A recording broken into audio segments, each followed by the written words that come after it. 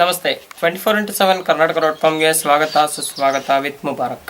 ನಾವೀಗ ಭೇಟಿ ಮಾಡಲು ಬಂದಿರುವಂಥದ್ದು ಚಿಕ್ಕಮಗಳೂರು ಜಿಲ್ಲೆ ಮೂಡಿಗೆರೆ ತಾಲೂಕಿನ ಮೆರಸಣಿಗೆ ಗ್ರಾಮ ಪಂಚಾಯತಿ ಅಧ್ಯಕ್ಷರನ್ನು. ಅವರೊಬ್ಬ ತುಂಬಾ ಹಿರಿಯ ವ್ಯಕ್ತಿಯಾಗಿದ್ಕೊಂಡು ಒಂದು ಕೃಷಿ ಮಾಡಿದ್ಕೊಂಡು ಒಂದು ಜನಸೇವೆ ಮಾಡಬೇಕು ಅಂದ್ಕೊಂಡು ಬಂದಿದ್ದಾರೆ.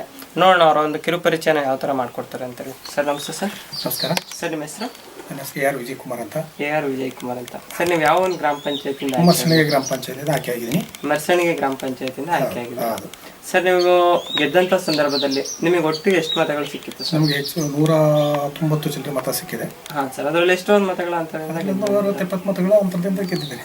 70-80 ಮತಗಳ ಅಂತರದಿಂದ ಗೆದ್ದು ಬಂದಿದ್ದೀರಾ. ಸರ್ ಈಗ ಒಂದು 70-80 ಮತಗಳ ಅಂತರದಿಂದ ಗೆದ್ದು ಬಂದು ಒಂದು ಕಾರ್ಯನಿರ್ವಹಿಸ್ತಾ ಇದ್ದೀರಾ. ಹೇಗೆ ಅನ್ನಿಸ್ತದೆ ಸರ್ ನಿಮಗೆ? ನಾನು ಈ ಎಲೆಕ್ಷನ್ನೇ ನಿಲ್ಬೇಕಾದ್ರೆ ಮೊದಲು ಹಿಂದಿಂದನೂ ನಾವು ಸದಸ್ಯರನ್ನ ನಿಲ್ಲಿಸ್ತಿದ್ವು. ನಮ್ಗೆ ಕೆಟಗರಿ ಎಲ್ಲ ಬರ್ತಾ ಇತ್ತು. ಹಾಂ ಸರ್. ಅವ್ರು ನಿಲ್ಲಿಸಿ ನಾವು ಪಂಚಾಯತಿಗೆ ಹೋಗಿ ನಾವೇ ಕೆಲಸ ಮಾಡಿಸ್ಕೆ ಬರ್ತಿದ್ವು. ತುಂಬ ಕೆಲಸ ಮಾಡಿಸ್ತಾನೆ ಇದ್ದೆ ಯಾವಾಗಲೂ. ಎಲ್ಲ ವಿಷಯದಲ್ಲೂ ಒಡನಾಟ ಮಾಡ್ತೀನಿ. ಊರಲ್ಲಿ ಚೆನ್ನಾಗಿ ಜನಗಳನ್ನ ಚೆನ್ನಾಗಿ ಯಾವ ಕಾರ್ಯಕ್ರಮಕ್ಕೂ ಎಷ್ಟೊತ್ತಿಗೂ ನಾವು ರಾತ್ರಿ ಹಗಲು ಅವ್ರನ್ನ ಭೇಟಿ ಮಾಡಿ ಒಳ್ಳೆತನ ಇಟ್ಕೊಂಡಿದ್ದೀವಿ. ಹಾಗಾಗಿ ನಮ್ಗೆ ಒಳ್ಳೆ ಸಹಕಾರ ಕೊಟ್ಟು ಗೆಲ್ಸಿದ್ರು. ಒಳ್ಳೆ ಕೆಲಸ ಮಾಡ್ತಿದ್ದೀನಿ. ಈಗಂತೂ ನಾನು ಗೆದ್ದ ಮೇಲೆ ತುಂಬ ಮನೆ ಇಲ್ಲದವ್ರಿಗೆ ತುಂಬ ಮನೆ ಮಾಡಿಕೊಟ್ಟಿದ್ದೀನಿ. ಆಮೇಲೆ ನಿಮ್ಮ ರೋಡ್, ಕೆಲವು ಮನೆಗಳಿಗೆ ರೋಡೇ ಇರಲಿಲ್ಲ, ಕರೆಂಟ್ ಇರಲಿಲ್ಲ. ಎಲ್ಲ ಮನೆಗಳು ಕರೆಂಟು ರೋಡು ಚೆನ್ನಾಗಿ ಮಾಡಿದ್ದೀನಿ. ಕೆಲಸ ಸ್ಕೂಲಿಗೆ, ಆಮೇಲೆ ತುಂಬ ಮುಖ್ಯವಾದಂದ್ರೆ ಸ್ಕೂಲು, ಮಕ್ಕಳಿಗೆ ಕುಡಿಯೋಕ್ಕೆ ನೀರು ಮಾಡಿಕೊಟ್ಟಿದ್ದೀನಿ. ಸ್ಕೂಲಿಗೆ ಫುಲ್ ಕಾಂಪೌಂಡು ಅದನ್ನು ಮಾಡಿಸಿದ್ದೀನಿ. ಕೆಲವು ಜಮೀನಿಗೆ ಹೋಗುವಂಥ ತಡೆಗೋಡೆಗಳು ತುಂಬ ಕೆಲಸ ಮಾಡಿದ್ದೀನಿ ನಾನು 3 ವರ್ಷದಲ್ಲಿ.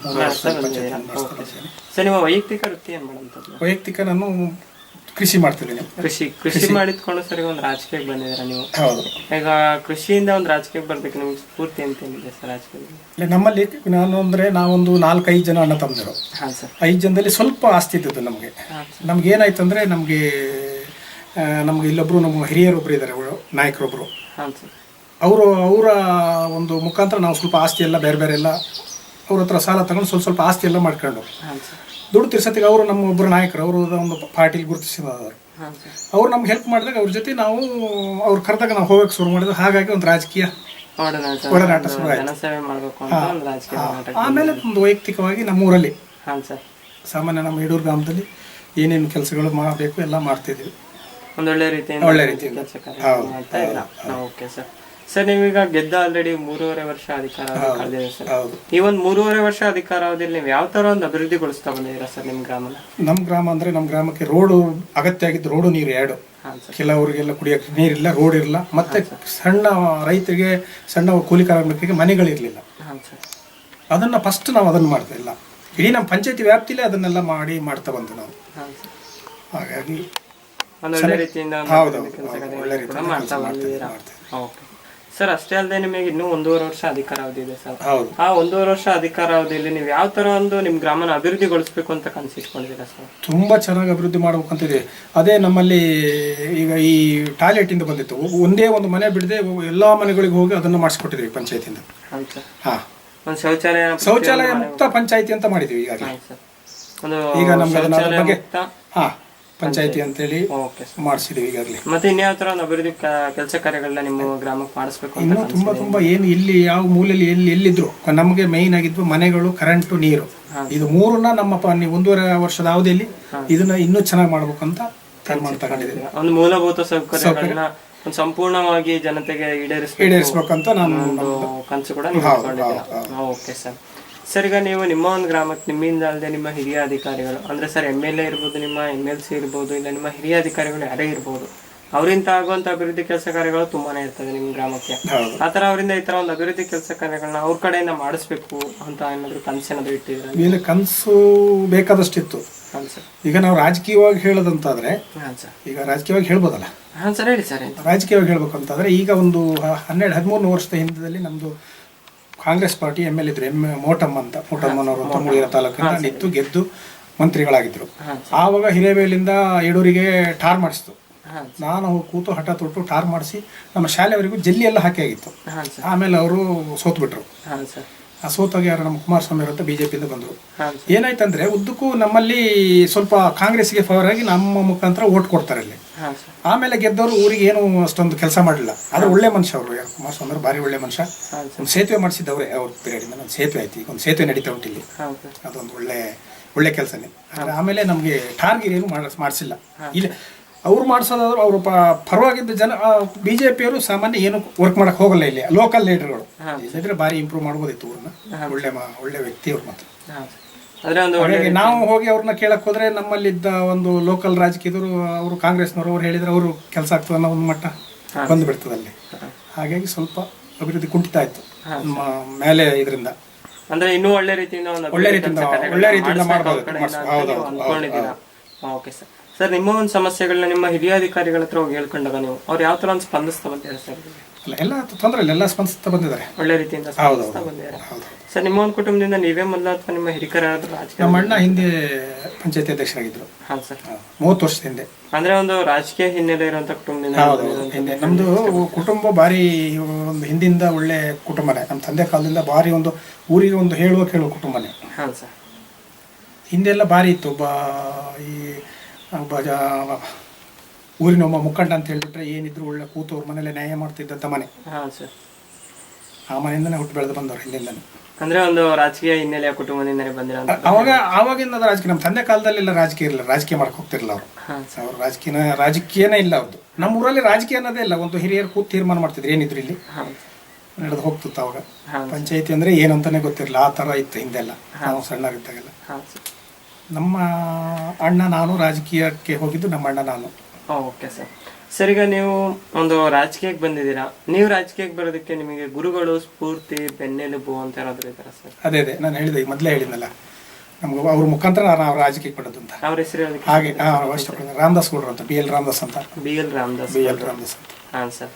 ಸರ್, ಅವರಿಗೆ ಈ ಸಂದರ್ಭದಲ್ಲಿ ಅಂದ್ರೆ ನಿಮ್ಮ ಗುರುಗಳು ಅಂತ ಹೇಳೋದಕ್ಕೆ ಇಷ್ಟಪಡ್ತಾರೆ? ಹೌದೌದು, ನಮ್ಮ ಗುರುಗಳೆಲ್ಲ ಎಲ್ಲಾ ವಿಷಯದಲ್ಲಿ ಅವರ ಒಂದು ನೆಲೆಯಿಂದನೇ ನಾವೀಗ ಇಷ್ಟು ಒಳ್ಳೇದಾಗಿ ಇಷ್ಟೊಂದು ಇದರಲ್ಲಿ ಇರೋದು ಅಂತ ವ್ಯಕ್ತಿಯವರು. ಸರ್, ಅಂದ್ರೆ ಅವರಿಗೆ ಈ ಸಂದರ್ಭದಲ್ಲಿ ನಮ್ಮ 24x7 ಕರ್ನಾಟಕ.com ಮುಖಾಂತರ ಯಾವ ಒಂದು ಸಿಹಿ ಮಾತನ್ನ ಹೇಳೋದಕ್ಕೆ ಇಷ್ಟಪಡ್ತಾರೆ? ಅವರಿಂದ ನಾವು ಇಷ್ಟು ಒಳ್ಳೇದಾಗಿ ಈ ಮಟ್ಟಕ್ಕೆ ಬೆಳೆದಿದ್ದೀವಿ.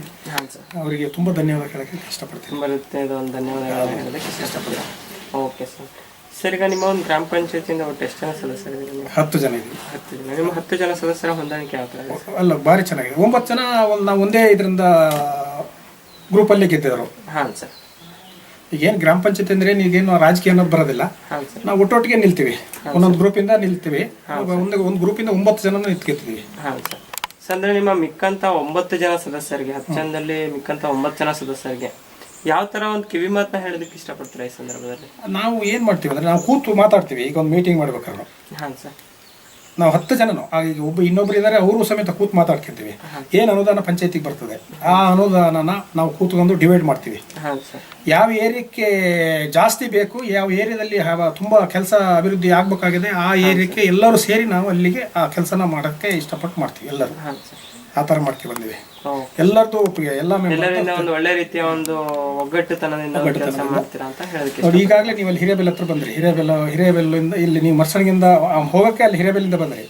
ಅಲ್ಲಿಗೆ ಸಾಮಾನ್ಯ ಒಂದು 25 ವರ್ಷದಿಂದ ಒಂದು ಬಸ್ ಸ್ಟ್ಯಾಂಡ್ ಅನ್ನೋದೇ ಇಲ್ಲ. ಜನಗಳಿಗೆ ಭಾರಿ ಕಷ್ಟ ಅಂದ್ರೆ ಭಾರಿ ಕಷ್ಟ. ಬಂದು ಬಿಸಿಲಲ್ಲಿ ಹೆಣ್ಮಕ್ಸರು ಎಲ್ಲ ನಿಲ್ಬೇಕಾಯ್ತು. ನಾವಲ್ಲಿ ಒಟ್ಟು ಸೇರಿ ಒಂದು ಬಸ್ ಸ್ಟ್ಯಾಂಡ್ ಮಾಡಿದ್ವಿ. ನಾವೀಗ ನಮ್ಮ ಪಂಚಾಯತಿ ನಮ್ಮ ಪೀರಿಯಡ್ ಆದ್ಮೇಲೆ ಒಂದು ಬಸ್ ಸ್ಟ್ಯಾಂಡ್ ಮಾಡಿದ್ವಿ. ಸರ್, ಮತ್ತೆ ನೀವೀಗ ಒಂದು ರಾಜಕೀಯ ಜೀವನ ಹೊರತುಪಡಿಸಿ ಬೇರೆ ಯಾವ್ದಾದ್ರು ಸಂಘ ಸಂಸ್ಥೆ ಸಂಘಟನೆಗಳನ್ನು? ಹೌದೌದು, ನಾನೀಗಾಗಲೇ ಅರಣ್ಯ ಸಮಿತಿ ಅಂತ ಸರ್ಕಾರದಿಂದ ಒಂದು ಅರಣ್ಯ ಸಮಿತಿ ಅಂತ ಮಾಡಿದ್ದಾರೆ. ಅದರಲ್ಲಿ ನಾನು ಅಧ್ಯಕ್ಷ ಆಗಿದ್ದೀನಿ. ಇನ್ನು 10 ಜನ ಮೆಂಬರ್ಸ್ ಇದ್ದಾರೆ. ಅದರಲ್ಲಿ ಈಗಾಗಲೇ 8 ವರ್ಷ ಆಯ್ತು. 5 ವರ್ಷಕ್ಕೊಂದ್ಸರಿ ಚೇಂಜ್ ಅದು. ಮತ್ತೆ ಅದನ್ನೇ ನನ್ನೇ ಮುಂದುವರಿಸಿದ್ದಾರೆ ಜನ ಇಲ್ಲಿ. ಬೇರೆ ಅದೇ ಪ್ರಕೃತಿ ಸ್ನೇಹಿತ ರೈತ ಕೂಟ ಅಂತ ಒಂದು ರೈತ ಕೂಟ, ಅದರಲ್ಲಿ ಸದಸ್ಯ ಆಗಿದ್ದೀನಿ. ನಮ್ಮೂರೊಬ್ಬರೇ ಒಬ್ರು ಕಿರಣ್ ಶೆಟ್ಟಿ ಅಂತ ಅಧ್ಯಕ್ಷರಾಗಿದ್ದಾರೆ.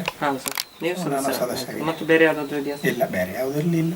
ಇಷ್ಟರಲ್ಲಿ ಕಷ್ಟ ಆಗ್ತದೆ. ಮತ್ತೆ ಇನ್ನೊಂದು ಏನಂತ ಹೇಳಿದ್ರೆ ಸರ್, ಈಗ ಜನಗಳು ಯಾವ ತರ ನಿಮಗೆ ಬೆಂಬಲ ಕೊಟ್ಟು ಒಂದು ಈ ಸ್ಥಾನದಲ್ಲಿ ಕೂರಿಸಿದ್ದಾರೆ ಸರ್, ಅದೇ ರೀತಿ ಇನ್ನೂ ಬೆಂಬಲಗಳನ್ನ ನಿಮಗೆ ಕೊಡ್ತಾ ಇದ್ರೆ ಜನಗಳು, ನೀವು ರಾಜಕೀಯ ಜೀವನದಲ್ಲಿ ಇನ್ನೂ ಮೇಲಿನ ಒಂದು ಮಟ್ಟಕ್ಕೆ ಬೆಳೆಯೋ ಒಂದು ಆಸೆ ಏನಾದ್ರು ಇಟ್ಕೊಂಡಿದೆ? ಆಸೆ ಮನುಷ್ಯಗಿದ್ದೇ ಇರ್ತದಲ್ಲ ಸಾಮಾನ್ಯ. ಸರ್, ಅಂದ್ರೆ ಜನಗಳ ಇನ್ನೂ ಬೆಂಬಲನ ಕೊಡ್ತಾ ಹೋದ್ರೆ ಬೆಂಬಲ ಜನಗಳ ಬೆಂಬಲ ಖಂಡಿತ ಉಂಟು ನಮಗೆ, ಜನಗಳ ಬೆಂಬಲ ಖಂಡಿತ ಉಂಟು. ಆದ್ರೆ ನಮಗೆ ವೈಯಕ್ತಿಕವಾಗಿ ಬೇಡ ಸಾಕು ಇಲ್ಲಿಗೆ ಅಂತ ಕಾಣ್ತದೆ. ಈಗ ವಯಸ್ಸು ಸ್ವಲ್ಪ 55-58 ವರ್ಷ ಹತ್ತತ್ರ ಆಯ್ತು, ಯಾಕೆ ಸುಮ್ಮನೆ ಮೇಲೆ ಹೋಗಿ. ಮತ್ತೆ ಇನ್ನೊಂದು ಏನಂದ್ರೆ ಇವತ್ತಿನ ರಾಜಕೀಯದಲ್ಲಿ ಜನಗಳನ್ನ ಎಷ್ಟು ಇಟ್ಟಗಂದ್ರೂ ನಮ್ಮ ಲೋಕಲ್ ಇಲ್ಲಿಗೆ ಸೀಮಿತವಾಗ್ತದೆ. ಇಲ್ಲಿಂದ ಮೇಲೆ ಹೋಗ್ಬೇಕಾದ್ರೆ ಬೇಕಾದಷ್ಟು ಹಣ ಬೇಕು. ಜಿಲ್ಲಾ ಪಂಚಾಯತಿ ತಾಲೂಕ್ ಪಂಚಾಯತಿ ಇವತ್ತು ಆ ಲೆವೆಲ್ ಬಂದಿದೆ. ಆ ಹಣ ನಾವು ಒಟ್ಟು ಒದಗಿಸಕ್ಕೆ ನಮ್ಮ ಹತ್ರ ಕಷ್ಟ ಆಗ್ತದೆ. ಹಣ ಖರ್ಚು ಮಾಡಿ ರಾಜಕೀಯ ಇಷ್ಟವರೆಗೂ ಮಾಡೋದಿಲ್ಲ, ಇನ್ನು ಮಾಡೋಕ್ಕೂ ನಮ್ಗೆ ಒಪ್ಪಿಗೆ ಬರುತ್ತೆ. ಜನಸೇವೆ ಮಾಡಬೇಕು ಆಸೆ ಇದೆ, ಅದು ಆಸೆ ಇದೆ. ನಮ್ಮೂರಲ್ಲಿ ಸಾಕು ಒಂದು ಗ್ರಾಮದ ಜನರಿಗೆ ಸೇವೆ ಮಾಡೋದು ಅಂತ ಹೇಳೋದಕ್ಕೆ ಇಷ್ಟಪಡ್ತೀನಿ. ಖುಷಿ ಇದೆ. Okay sir. ಸರ್, ನಿಮ್ಮ ಒಂದು ಗ್ರಾಮದ ಜನರು, ಈಗ ನೀವೊಂದು ಮೆಂಬರ್ ಆಗಿದ್ದೀರಾ ಅಂತ ಹೇಳಿದ್ರೆ ನಿಮ್ಮ ಒಂದು ಗ್ರಾಮದ ಜನರೇ ಕಾರಣ ಸರ್. ಅವ್ರಿಗೆ ಯಾವ ಮಾತನ್ನ ಹೇಳೋದಕ್ಕೆ ಇಷ್ಟಪಡ್ತೀರಾ ಸರ್ ಕೊನೆಯದಾಗಿ? ಏನು ಹೇಳಿ? ನಿಮ್ಮ ಗ್ರಾಮದ ಜನರೇ ಕಾರಣ ಸರ್, ನೀವೊಬ್ಬ ಗ್ರಾಮ ಪಂಚಾಯತಿ ಸದಸ್ಯರಾಗಿದ್ದೀರಾ ಅಂತ ಹೇಳಿದ್ರೆ. ಹೌದೌದು. ಹಾಂ ಸರ್, ಅವರಿಗೆ ಯಾವ ಥರ ಒಂದು ಸಿಹಿ ಮಾತನ್ನ ಹೇಳೋದಕ್ಕೆ ಇಷ್ಟಪಡ್ತೀರಾ? ತುಂಬ ಚಿರಋಣಿ ಆಗಿರ್ತೀನಿ ನಮ್ಮ ಗ್ರಾಮಸ್ಥರಿಗೆ. ಅವರು ಇನ್ನು ಮುಂದೆನೂ ಅವರ ಒಂದು ಸೇವೆ ಮಾಡ್ತೀನಿ ಅನ್ನೋ ಹೇಳ್ತಾ ಹಾಂ ಸರ್ ಹೇಳೋದಕ್ಕೆ ಇಷ್ಟಪಡ್ತೀನಿ. Okay sir. ಸರ್, ಎಷ್ಟೊತ್ತು ನೋಡಿದ್ರಲ್ಲ ನಮ್ಮ ಗ್ರಾಮ ಪಂಚಾಯತಿ ಸದಸ್ಯರು ಯಾವ ಥರ ಒಂದು ಜನಸೇವೆ ಮಾಡ್ತಾ ಬಂದಿದ್ದಾರೆ, ಇನ್ನು ಮುಂದೆನೂ ಕೂಡ ಯಾವ ಥರ ಒಂದು ಜನಸೇವೆ ಮಾಡಬೇಕು ಅಂತ ಕನಸಿಟ್ಕೊಂಡಿದ್ದಾರೆ ಅಂತೇಳಿ. ಅವ್ರು ಯಾವ ಥರ ಒಂದು ಕನಸುಗಳಿದೆ, ಎಲ್ಲ ಕನಸುಗಳು ನನಸಾಗಲಿ. ಅವ್ರು ಯಾವ ಥರ ಒಂದು ಜನಸೇವೆ ಮಾಡಬೇಕು ಅಂದ್ಕೊಂಡಿದ್ದಾರೆ, ಅದಕ್ಕಿಂತ ಹೆಚ್ಚಿನದಾಗಿ ಒಂದು ಅವ್ರ ಗ್ರಾಮ ಅಭಿವೃದ್ಧಿಗೊಳ್ಳಿ ಅಂತ ಹೇಳ್ತಾ ನಮ್ಮ ಮಾತನ್ನು ಮುಗಿಸ್ತಾ ಇದ್ದಾರೆ. ಧನ್ಯವಾದಗಳು. Thank you sir.